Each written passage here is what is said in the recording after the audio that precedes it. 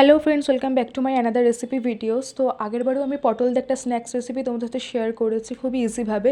তো আজকেরও তার থেকেও আরও ইজি ওয়ে আমার মাথা থেকে একটা পটল দিয়ে অত্যাধুনিক রেসিপি বার করেছি, যেটা খুবই টেস্টফুল হয়।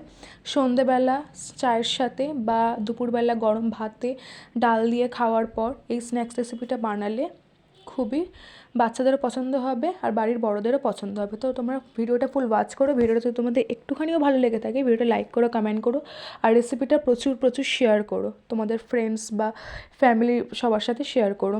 তো ভিডিওটা ফুল ওয়াচ করো। তো আমি এখানে 6 থেকে 7খানা পটল নিয়েছিলাম। পটলগুলোকে মাঝখান থেকে ভালো করে কেটে নিয়েছি। তো আগে ভালো করে পটলটা ধুয়ে একটা কাপড়ের সাহায্যে মুছে দেন পটলগুলোকে একটু পিল অফ করে, পুরোপুরি পিল অফ করবো না, একটু খোসা থাকবে সেই রকম অবস্থায় মাঝখান থেকে কেটে নিয়েছি। দেন পটলগুলোকে ফিঙ্গারের মতন করে মিডিল বরাবর কেটে নিতে হবে, 5 থেকে 6টা মতন এরকমভাবে। আমি যেভাবে কাটছি দেখো বটির সাহায্যে, তোমরা ঠিক সেম প্রসেসেই আমার প্রসেসটাকে ফলো করে কাটবে। কেটে নেওয়ার পর সমস্ত পটলগুলোকে না 5 থেকে 6টা ফিঙ্গারের মতনভাবে করে কেটে নিয়েছি। কেটে নিয়ে একটা পাত্রে রেখেছি। এরপর পটলগুলোতে মাখাবো নুন।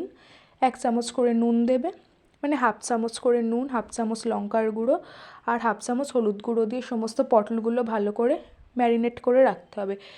এবার একটা মেন কাজ হচ্ছে ব্যাটার বানানো। এই ব্যাটার বানানোর জন্য আমি এখানে 4 চামচ ময়দা ইউজ করেছি, 4 চামচ হচ্ছে বেসন দিয়েছি আর 4 চামচ চালের গুঁড়ো দিয়ে এবার যে মশলাগুলো অ্যাড করতে হবে, জিরে গুঁড়ো, হলুদ, লঙ্কা গুঁড়ো, নুন, তারপরে কালো জিরে। তোমরা চাইলে এখানে গোটা কাঁচা লঙ্কাও ছোটো করে কেটে ইউজ করতে পারো। তো আমি এখানে কাশ্মীরি লঙ্কার গুঁড়ো ইউজ করেছি।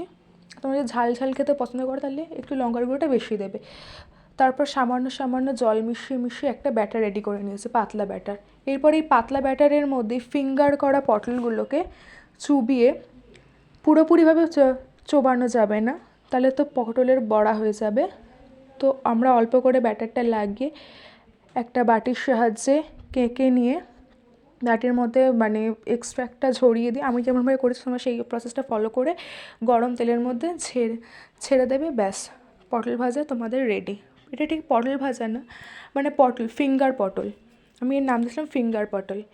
তো এরকমভাবে ছাঁকা তেলে ভেজে নিতে হবে। তারপরে তোমরা সসের সাথেও পরিবেশন করতে পারো বা সন্ধেবেলা চায়ের সাথে স্ন্যাক্স হিসেবে ব্যবহার করতে পারো বা দুপুরবেলা গরম ভাত ডাল থাকবে তার সাথেও পরিবেশন করতে পারো।